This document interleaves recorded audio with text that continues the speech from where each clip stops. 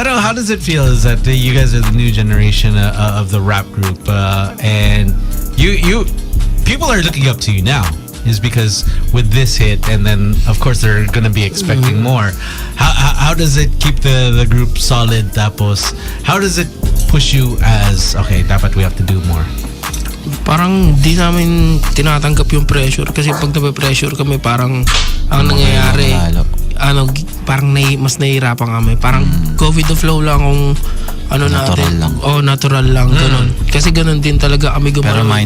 mindful palagi, pero natural lang. So steady lang kami palagi lahat. Parang may kailangan na ganito, kung may something na nakaka-pressure, parang kumbaga andun na yung problema, may pressure. Pero ang pinaka-choice lang agad ay solusyonan or gawa ng paraan, hindi na para mag etc. pa na kung ano, para ayun, solid lang palagi na flow ng work. And I'm curious with the boys is yung name, who came up with the name O-Side Mafia?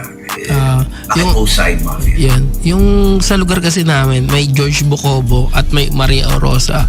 streets. Yun. Tapos yung George Bocobo, Yeah. yung George Bocobo, tinatawag siyang B-side dati kasi Bocobo. Yung Orok, tapos tambayan namin. Yan, tumambay kami din isang beses. May tropa kami, shoutout kay Toti, kay El Toti.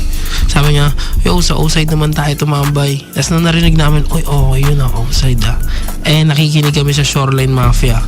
Yun, parang magkatunog yung O-side tsaka yung Shoreline. Parang gano'n. So, ginawa namin O-side Pareho Mafia pa na Bay lang. Area. Yan. Tapos malapit pa kami sa sa Bay. Yeah, the Bay. Bay Ross Boulevard. Ross Boulevard. Dumalang na yan. Manila Bay. All right, so what's the